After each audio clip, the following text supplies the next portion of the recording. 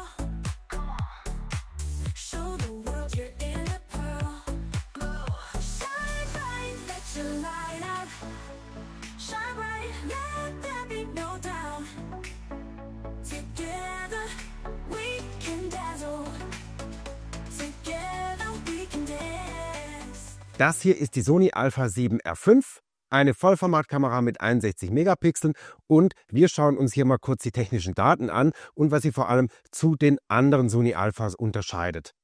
Mal kurz zu den Äußerlichkeiten. Für eine Systemkamera ist sie recht groß geraten, liegt aber dank diesem Griff hier wirklich gut in der Hand. Und durch das größere Gehäuse hat es den Vorteil, dass es eben auch Platz für mehr Drehräder und manuelle Bedienelemente hat. Du kannst dir vieles direkt einstellen, man muss nicht ins Menü und per Touchscreen hier was einstellen. Das empfand ich beim Fotografieren als super angenehm und ein Pluspunkt gegenüber jetzt beispielsweise der 7CR oder der 7C2 von Sony. Mit dem Gewicht von 723 Gramm ohne Akku liegt das Gehäuse in einem guten Mittelfeld. Sicher kein Leichtgewicht, aber beim Shooting wunderbar zu handeln. Der Vollformatsensor, der bietet satte 61 Megapixel. Genauso übrigens wie die kompaktere Sony Alpha 7CR. Da gibt es bei der Bildqualität kaum einen Unterschied. Beide liefern hier richtig ab. Bei Videofotografie, da kann die Sony Alpha 7R5 aber bis zu 8K bei 24 Bildern pro Sekunde. Und in der Fotografie, da schafft die Sony Alpha 10 Bilder pro Sekunde. Das ist auch einiges mehr als eben beispielsweise die 7CR.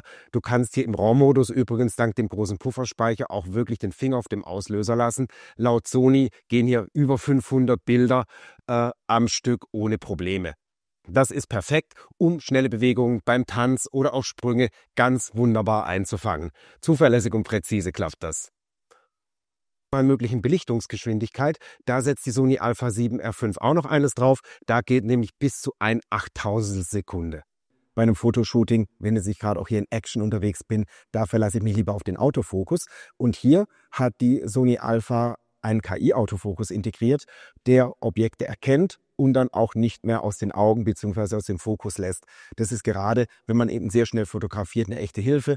Auch wenn sich jemand dreht, mal die Augen nicht im Fokus sind oder das Gesicht, die Kamera merkt sich das und stellt sofort wieder scharf bzw. behält den Schärfepunkt. Das ist auch sehr, sehr intuitiv. Das hat mir gut gefallen, weil man muss wirklich nicht überlegen, sondern man kann sich einfach auf das Motiv fotografieren. Den Rest erledigt die Kamera. Das gilt übrigens auch beim Filmen. Wenn ich hier filme, auch hier kann ich Objekte tracken. Ich kann natürlich auch, wenn ich ein spezielles Objekt permanent im Fokus haben möchte, einfach per Fingertipp aufs Display das erledigen und den Rest erledigt die Kamera. Ansonsten wird intuitiv scharf gestellt und das macht in der Praxis richtig viel Freude. Das Display der Sony Alpha 7R5, das ist besonders flexibel. Ich kann es zum einen nach vorne klappen und sowohl nach oben als auch nach unten drehen. Und hier für verschiedenste Perspektiven ganz wunderbar nutzen. Aber ich habe eben auch die Möglichkeit, es klassisch wie bei anderen großen Kameras hier nochmal zu klappen und auch hier für beste Perspektive meinen perfekten Blickwinkel zu finden. Das ist Flexibilität, wie man sie sich eigentlich bei anderen Kameras auch wünschen würde. Das ist richtig top. Die Größe beträgt übrigens 3,2 Zoll und Das Display selber ist super brillant. Das funktioniert auch bei strahlendem Sonnenlicht.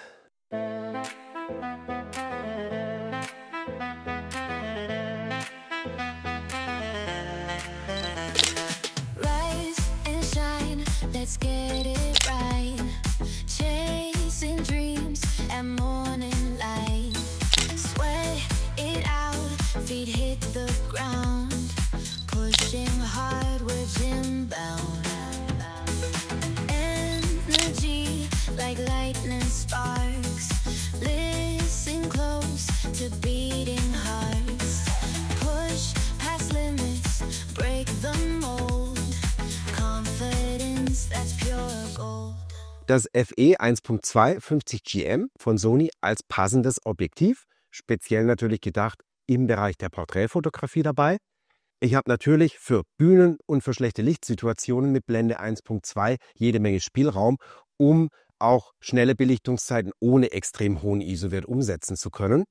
Zusätzlich sorgt natürlich Blende 1.2 dafür, dass, wenn ich in den Nahkampf gehe, in den Nahbereich, hier wunderbar Objekte freistellen kann. Also sprich, ich bekomme eine wunderbare Hintergrundentschärfe, ein richtig tolles Bokeh hin.